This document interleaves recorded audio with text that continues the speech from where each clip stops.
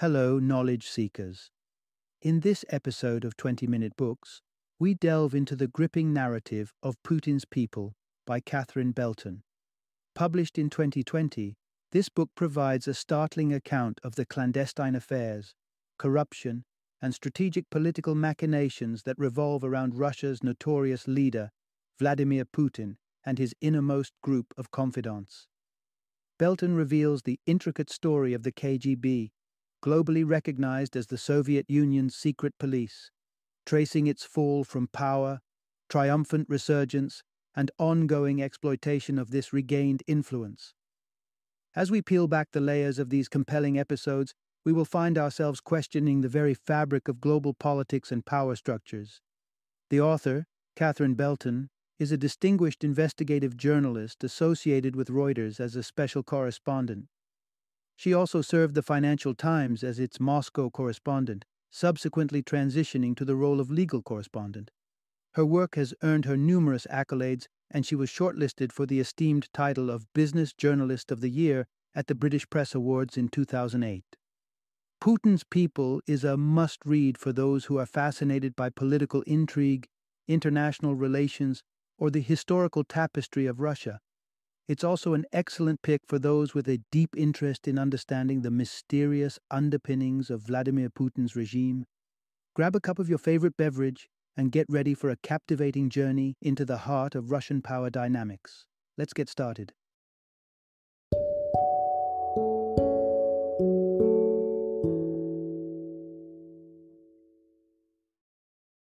Putin's People: How the KGB Took Back Russia and Then Took on the West.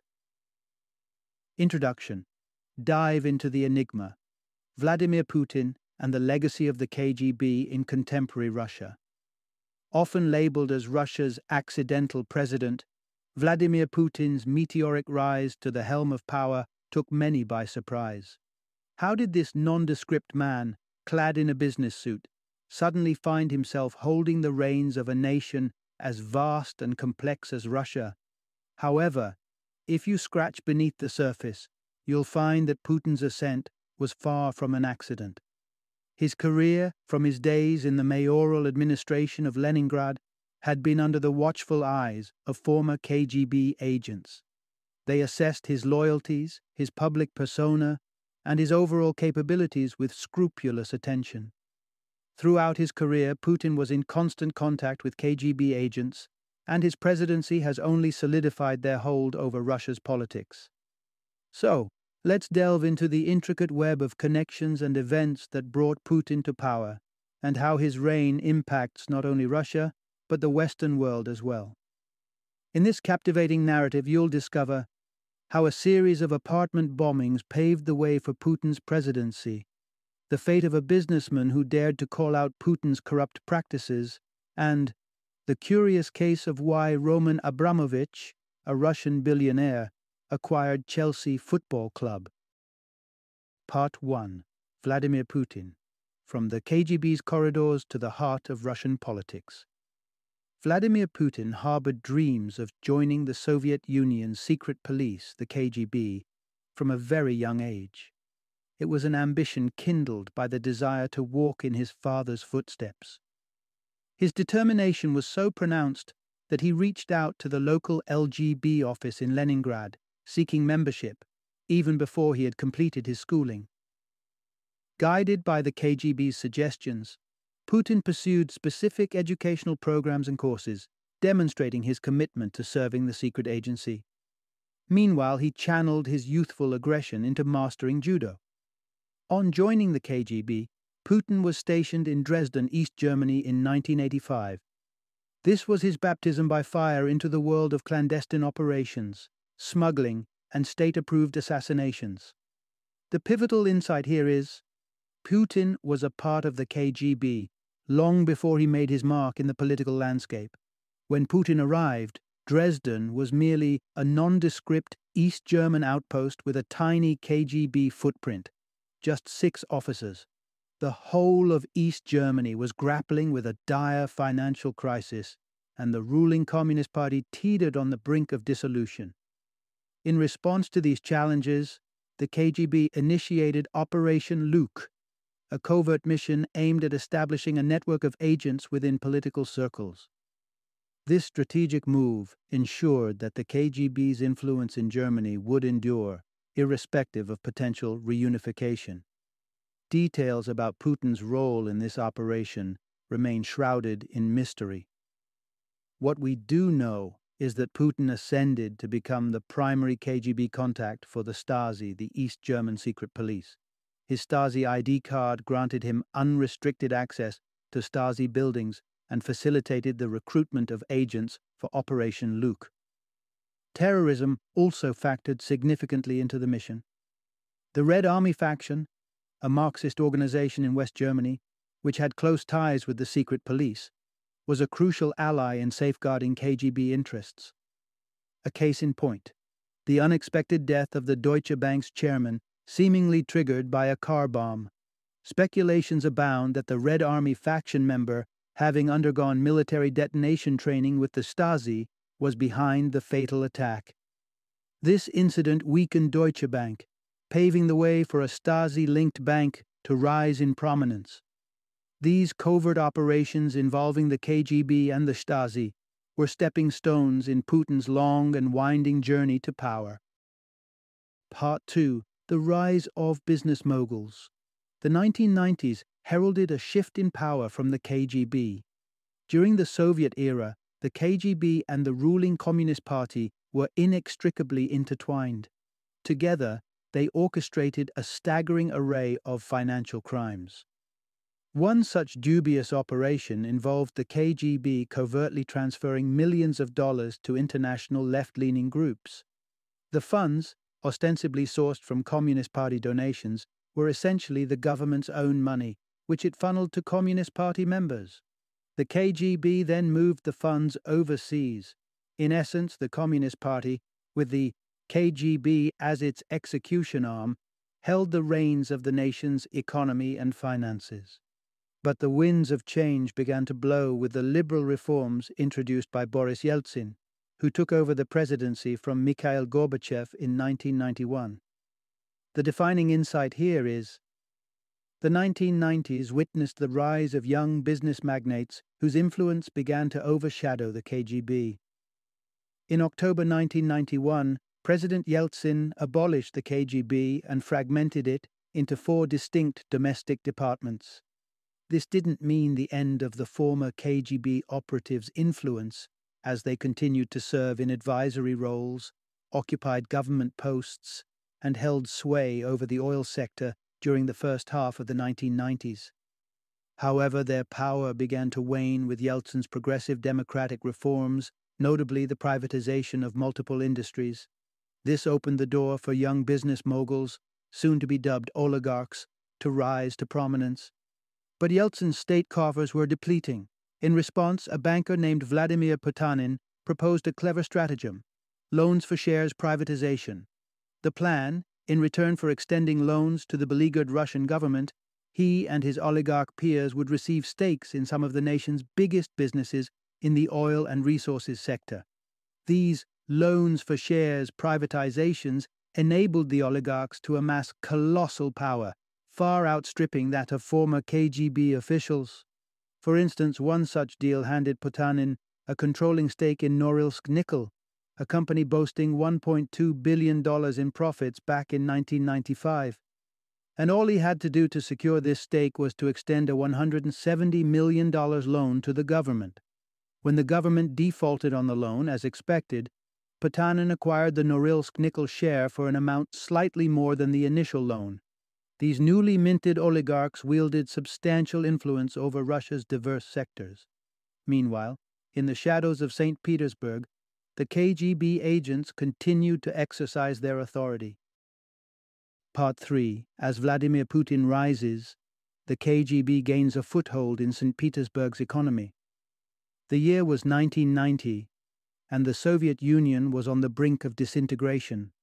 Vladimir Putin was instructed to return to Leningrad, known today as St. Petersburg. His mission was to subdue the city's rapidly growing pro-democracy movement, perceived as a serious threat to the Communist Party's political stronghold. Putin soon became the bridge between the KGB and a charismatic law professor named Anatoly Sobchak, who was publicly advocating for democracy while privately, it seemed, engaging in off-the-record dealings with the KGB.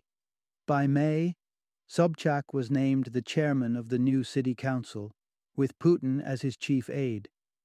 The key insight here is Vladimir Putin's rise in St. Petersburg facilitated deep KGB infiltration into the city's economy. When Sobchak ascended to the mayoral office, St. Petersburg was in a state of despair. The city's coffers were empty, grocery stores had nothing to offer but pickled cucumbers, and crime syndicates roamed unchecked, extorting local businesses at will. Out of this turmoil, an alliance was born between Putin and the KGB that allowed the agency to effectively control St. Petersburg's economy.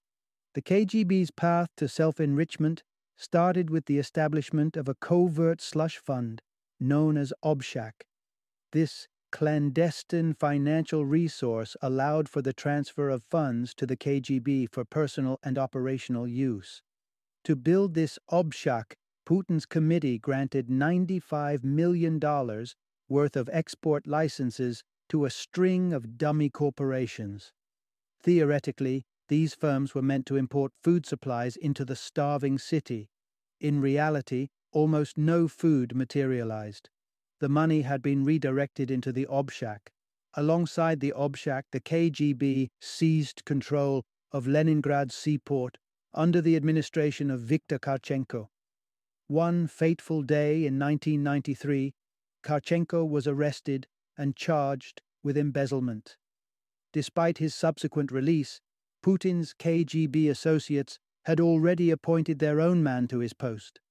Finally, the KGB assumed control of Leningrad's seaport and oil terminal through Ilya Traber, a figure associated with the Tambov organized crime group.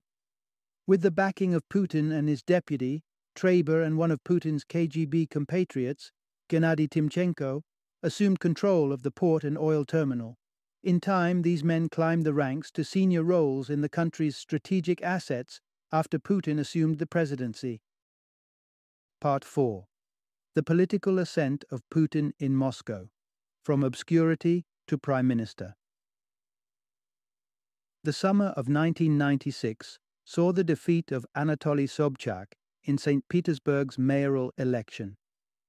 Loyal to Sobchak, Vladimir Putin promptly tendered his resignation from the city administration.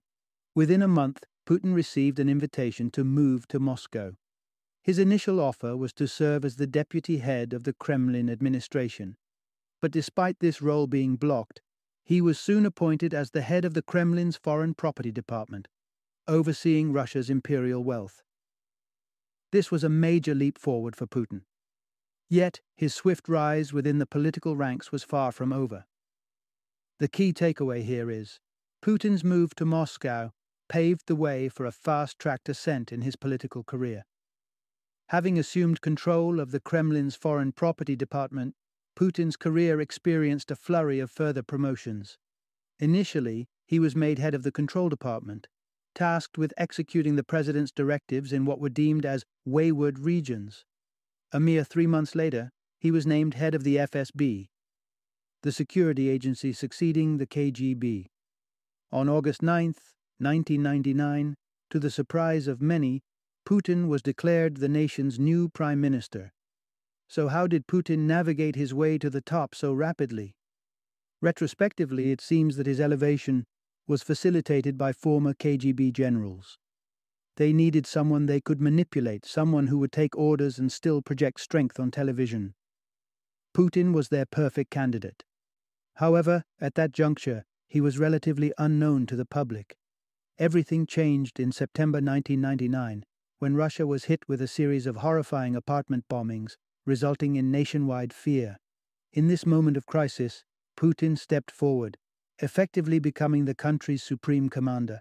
With Chechen militants blamed for the bombings, Putin initiated a campaign of airstrikes across Chechnya. He publicly reassured the Russian people, vowing to retaliate and seek justice for the lost lives of innocent Russians. Mystery still envelops these events, with speculations pointing towards the FSB as the secret orchestrators of the bombings.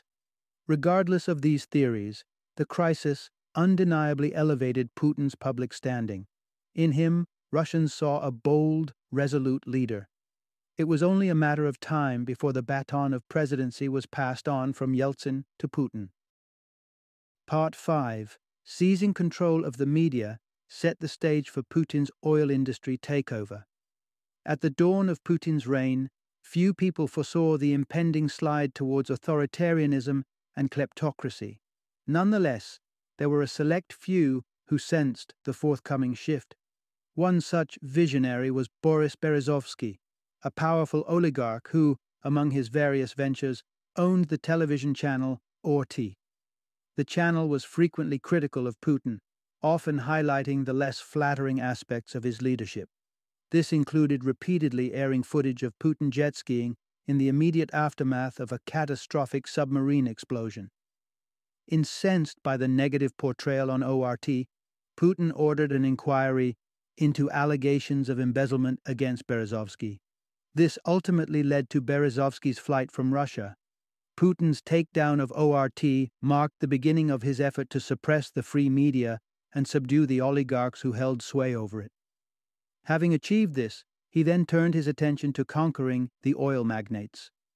The central message here is, seizing control of the media was the first step in Putin's wider agenda to wrest control of the oil industry. Following the dissolution of the Soviet Union, the Russian state lost its monopoly on the oil industry. The industry fragmented into 4 distinct companies: Lukoil, Yukos, Surgutneftegas, and Rosneft. Thanks to Yeltsin's privatization policies and the loans for shares scheme, the oil industry was effectively in the hands of the oligarchs. When Putin inherited Yeltsin's mantle, oil prices were on the rise, enriching the oligarchs' coffers even more. It became Putin's objective to regain control over the oil sector. While Rosneft was already state-owned and the director of Surgutneftegas maintained close ties with the KGB, Putin now had 2 companies left to secure: Lukoil and Yukos. The strategy Putin employed to seize Lukoil was reminiscent of his media takeover. It all began with a trumped-up investigation. In 2000, Vagit Alekperov, one of Lukoil's directors, was accused of tax fraud. 2 years later, Lukoil's first vice president was drugged and kidnapped by individuals clad in police uniforms. A week following this incident, the government disclosed that Lukoil had agreed to pay $103 million in overdue taxes. It appeared that Lukoil and the Kremlin had come to some sort of an agreement. Part of Alekperov's stake in Lukoil would secretly be allocated to Putin, a claim which Lukoil vehemently denies. With Lukoil under control, the only remaining oil major to conquer was Yukos. However, the owner of the oil company, who happened to be Russia's richest man at the time, wouldn't surrender his business willingly. Part 6. The annexation of Yukos marked the KGB's victory over the Russian oligarchy. Once upon a time, Mikhail Khodorkovsky was the chairman and CEO of the oil company Yukos and a self-proclaimed adrenaline chic, an adrenaline junkie. From his early days of rock climbing, without any safety gear, to sleeping peacefully in prison, despite the imminent threat of knife attacks, Khodorkovsky was unshaken by danger. So, when Vladimir Putin laid his eyes on Yukos, Khodorkovsky was undeterred by the president's lust for control. He took measures to deeply integrate the company with Western markets, hiring Western executives and drilling equipment manufacturers. He established Open Russia, a charitable organization aimed at teaching Russian youth about democratic principles. He even publicly accused the Russian government of corruption in a meeting attended by Putin himself. Despite Khodorkovsky's daring attempts to defy Putin, the crackdown on him proved too overpowering. The critical takeaway is, the annexation of Yukos underlined the KGB's ultimate victory over the oligarchy. During the early 2000s, Khodorkovsky was pouring millions into funding Putin's political adversaries, including members of the Communist Party. He possessed significant political clout, even managing to muster enough parliamentary votes to halt Kremlin bills. During an intimate dinner one evening, Putin demanded Khodorkovsky cease funding the communists. As anticipated, Khodorkovsky resisted. This prompted Putin to embark on a series of severe measures against Yukos and its owner. It began with the arrest of Alexei Pichugin, Yukos's security chief, on murder charges. Next, Platon Lebedev, Khodorkovsky's trusted associate, was apprehended. These arrests caused Yukos's stock prices to tumble. A few months later, FSB commandos carrying machine guns launched a raid across various Yukos-related sites in Moscow. Finally, Khodorkovsky himself was arrested. Khodorkovsky was detained in a Moscow prison for 8 months before his trial. He argued this was an abuse of power, setting a worrisome precedent. The court proceedings were hurried and manipulated by the Kremlin, with laws being applied retroactively and selectively. In the end, Khodorkovsky was sentenced to 8 years in prison for tax fraud. Publicly, Putin and his allies insisted that Khodorkovsky's trial was not about seizing power, but dealing with a rogue oligarch who needed to be disciplined. However, the outcome of the trial saw the Kremlin dismantling Yukos and appropriating many of its assets. Before Yukos's demise, 80% of Russia's oil output was privately owned. After the ordeal, it dropped to a mere 45%. Part 7. How Putin used terrorism to fortify his leadership.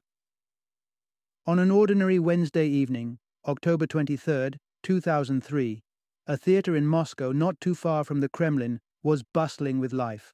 900 spectators were engrossed in a musical performance, completely unaware of the horror that was about to unfold. As the second act commenced, 40 Chechen militants abruptly invaded the theater, brandishing weapons and securing explosives throughout the venue. Women dressed in black hijabs, strapped with explosive belts, interspersed among the terrified audience. Their ultimatum was clear: Russia must end its military operations in Chechnya, or the theater and everyone in it would be obliterated. But the situation was far more complex than it appeared on the surface. The pivotal insight here is, Putin leveraged acts of terrorism to enhance his public image and political standing. 3 days into the hostage crisis, Russian security forces decided to use a potent gas, derived from fentanyl, a powerful opioid, to incapacitate the assailants. The operation was fraught with tragedy, as the gas also claimed the lives of 113 hostages. Instead of capturing the Chechens for interrogation, the security forces executed them. The murky circumstances of the event's resolution evoke more questions than answers. A confidant from within the Kremlin suggested that the siege was orchestrated by the FSB's head at the time, Nikolai Patrushev, to drum up support for the war in Chechnya and to depict Putin as the nation's savior. Regardless of the truth behind these allegations, the incident served to amplify Putin's image both domestically and internationally. Observers commended him for averting an even greater catastrophe, boosting his approval ratings within Russia.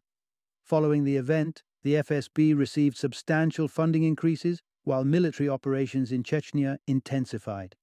This so-called act of terrorism was cunningly utilized by Putin's administration to craft a cohesive national narrative, presenting Putin as a decisive and heroic figure.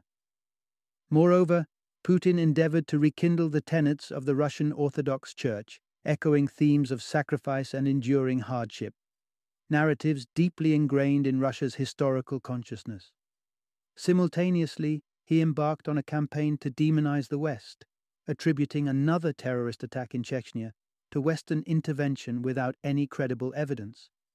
As countries like Ukraine and Georgia experienced pro-Western revolutions, anti-Western sentiment under Putin's directive grew ever more vehement. Part 8. How the Kremlin's financial maneuvers fortified Putin's power and global influence. In 2004, amidst the turmoil of dismantling Yukos and seizing its assets, another series of transactions on the Moscow stock market quietly augmented Putin's power. Shares of Sogaz, an insurance entity under the colossal Gazprom, were sold at a reduced rate to three seemingly unremarkable companies. It soon emerged that all three were intricately linked to Bank Rossiya, a financial titan in St. Petersburg with Yuri Kovalchuk at its helm, an individual tied closely to Putin. These transactions metamorphosed Bank Rossiya into a financial behemoth, positioned at the Kremlin's disposal. The crucial insight here is, the Kremlin constructed a slush fund to not only enhance its wealth, but also to support international operations. Primarily, this financial arsenal served to lavishly line the pockets of Putin and his associates, aiding in the construction of opulent estates. Putin's own residence sprawled over 4,000 square meters, boasting amenities like 3 helipads, a marina, and even a tea house. However, personal gain wasn't the singular purpose of the fund. It also became instrumental in advancing political agendas abroad, notably in Ukraine. By November 2005, Ukraine's political landscape had dramatically shifted, with Viktor Yushchenko clinching the presidency, much to Russia's chagrin. Exploiting Ukraine's dependence on Russian gas, the Kremlin flexed its muscles, threatening an exorbitant hike in gas prices unless Ukraine caved to a specific arrangement. If Ukraine procured additional gas through the intermediary company Rosukrenergo, prices would remain moderate. Yushchenko conceded, allowing Rosukrenergo, an entity allegedly under Putin's influence via Dmitry Firtash, a monopolistic grip on Ukraine's gas supply and significant access to its domestic distribution market. This arrangement was poised to funnel billions in profits, fortifying the positions of Putin's inner circle. What ostensibly appeared as a straightforward business venture was actually rife with underhanded motives. Rosukrenergo, serving as a facade for kickbacks to Gazprom, significantly undermined President Yushchenko. His governance was soon marred by a parliamentary vote of no confidence. By August 2006, Viktor Yanukovych, favoring Russia, had ascended to the prime ministerial role. This episode was merely a precursor to Russia's burgeoning network of covert firms and fiscal reservoirs, now setting its sights beyond its borders, with London next in line. Part 9. The Strategic Penetration of London by Russian Financial Interests. As the millennium turned, Russia was on an economic upswing thanks to soaring oil prices. A nascent middle class began to emerge, marked by Western-style malls in urban centers and even exotic cuisines in Siberia's far-flung locales. It was against this backdrop of prosperity that Russian firms set their sights on Western financial arenas, particularly the London Stock Exchange. The year 2005 was a turning point, with Russian companies amassing over $4 billion from share sales in London, a stark contrast to the $1.4 billion raised globally in the 13 years since the Soviet Union's dissolution. The focal point here is, London became the epicenter for Russian financial intrigues. London's stock market held an allure for Russian enterprises, primarily due to its relatively lenient listing requirements compared to its New York counterpart. Many Western observers hypothesized that integrating Russians into the Western financial fold and its transparency standards could deter dubious financial activities. However, the outcome was quite the contrary. The influx of Russian money began to exert an undue influence on Western financial systems. Roman Abramovich, a key figure from the Yeltsin era who had pledged allegiance to Putin, was instrumental in this infiltration. At Putin's behest, Abramovich ventured into London to acquire Chelsea Football Club, a strategic move to normalize Russian presence in Britain via the universally beloved sport of soccer. Meanwhile, the Russian government secured a controlling interest, 51%, in pivotal Russian entities like Sberbank and VTB Bank, leaving the other 49% to Western investors. This arrangement opened the floodgates for Western capital into these firms without many in London recognizing or acknowledging the declining democratic ethos in Russia. Blinded by the influx of capital, Londoners turned a blind eye to Russia's democratic backslide. Russian finances continued to flow into London, camouflaged by a network of offshore companies, while London's real estate, legal, and financial services eagerly accommodated the influx of oligarchic wealth. Through these strategic financial maneuvers in London, Russia not only showcased its economic power, but also laid the groundwork for forthcoming political initiatives in the West. Part 10. The Chessboard of Global Politics. Russia's Strategic Use of Ukraine. With the close of Putin's second term in 2008 and Dmitry Medvedev stepping into the presidency, the West harbored hopes for Russia's return to a more liberal economic pathway. Medvedev's openness to Western engagement sparked optimism for a resurgence of liberal values in Russia. However, the early actions under Medvedev's presidency quickly dispelled these hopes. In August 2008, Russia's military intervention in Georgia, a country tilting towards the West and aspiring to join NATO, shattered any remaining illusions. Furthermore, Medvedev's extension of the presidential term signaled a clear pathway for Putin's return, hinting at an impending era of expanded political influence. Central to our understanding of this period is Russia strategically employed Ukraine as a battleground for a proxy war against Western interests. Upon reclaiming the presidency in 2012, Putin's financial operations gathered momentum. Yet, the Russian economy was showing signs of strain. The slowdown in oil price growth and the pervasive fear among investors about the unpredictable legal environment were alarming. Instead of initiating reforms, Putin doubled down on his ambition for imperial expansion. The tension came to a head in February 2014, when Russia made aggressive advances towards Ukraine, leveraging a military base in Crimea as a pretext for potential military action should Ukraine continue on its pro-Western course. On February 27th, armed individuals devoid of any national insignia seized the Crimean parliament, and a hastily arranged referendum saw Crimea voting to join Russia, stirring a wave of international concern. In retaliation, Europe and the United States imposed sanctions targeting Putin's inner circle. Despite these measures, the unrest in Ukraine escalated, spilling into the eastern regions. Russia described its fighters as volunteers, subtly acknowledging their involvement without overtly claiming responsibility.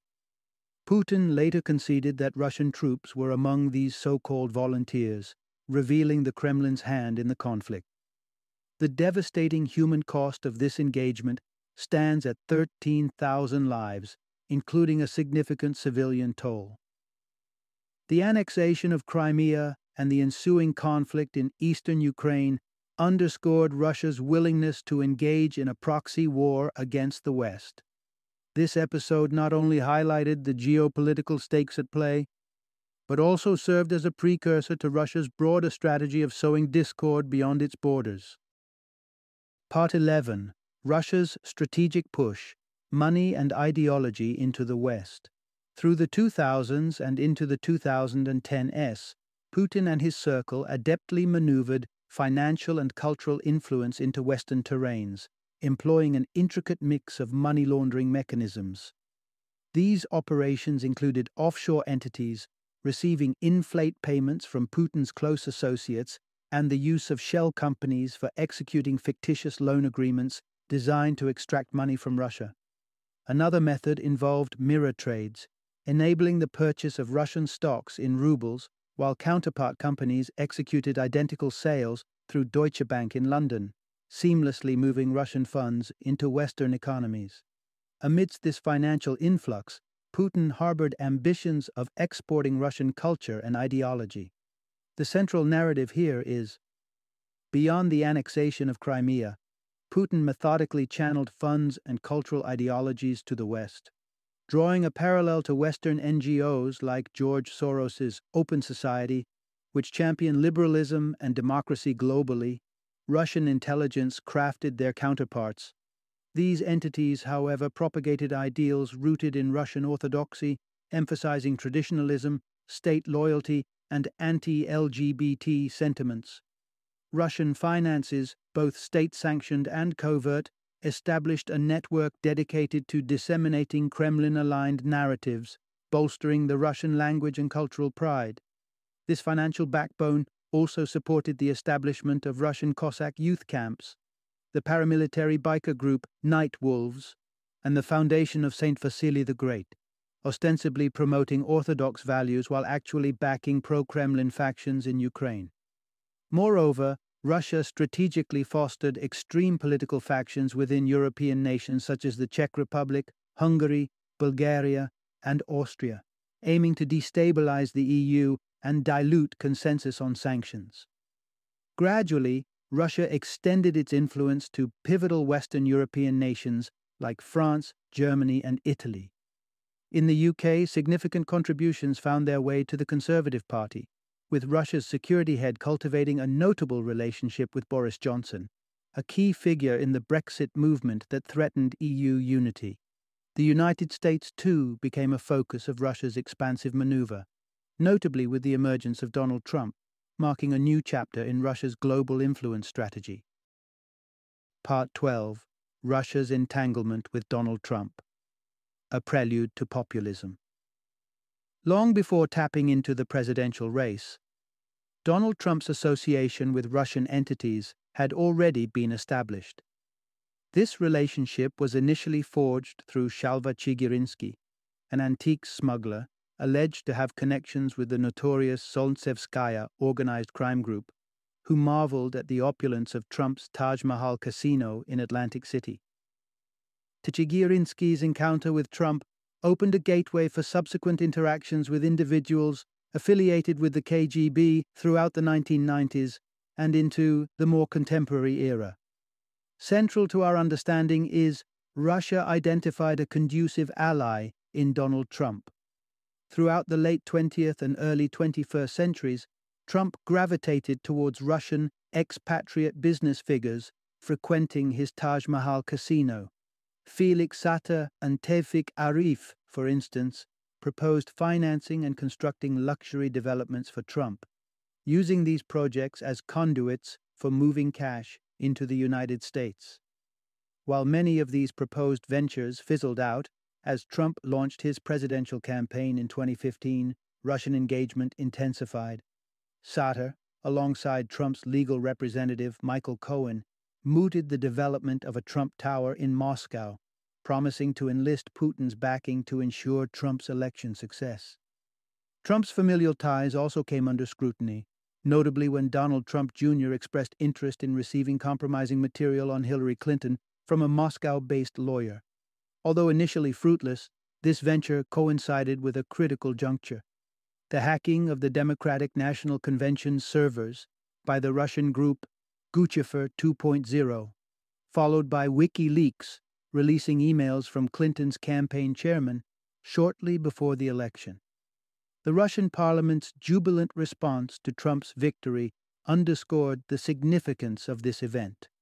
Rather than orchestrating a grand plot to install a Kremlin-friendly figure in the White House, Russia viewed Trump's ascendancy as a victory in and of itself.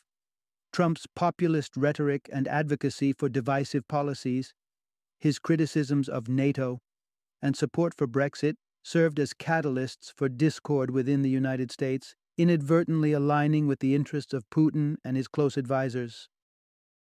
Final summary.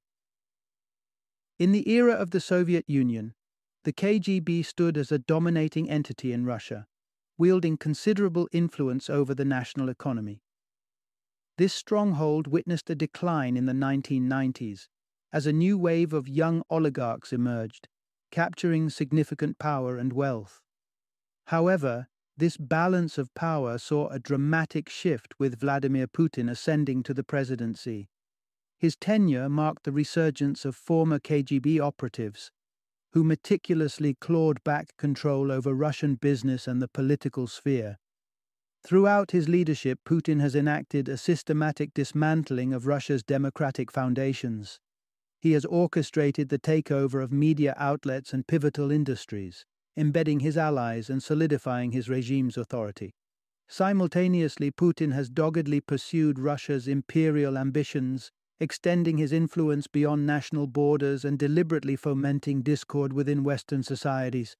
Putin's strategic manipulation of financial and ideological resources has not only reaffirmed his dominance within Russia, but also positioned the nation as a formidable force, capable of challenging and unsettling the global order. His reign illustrates a calculated blend of authoritarian governance and geopolitical maneuvering, aimed at reinstating Russia's stature on the world stage, often at the expense of democratic principles and international harmony.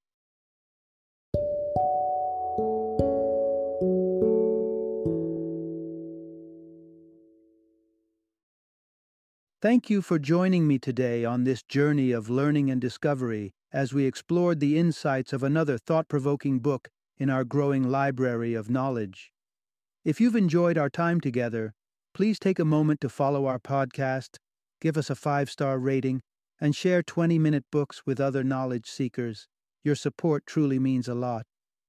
Don't forget to join me again in the next episode, where we will delve into another enriching book. Until then, happy reading and happy listening.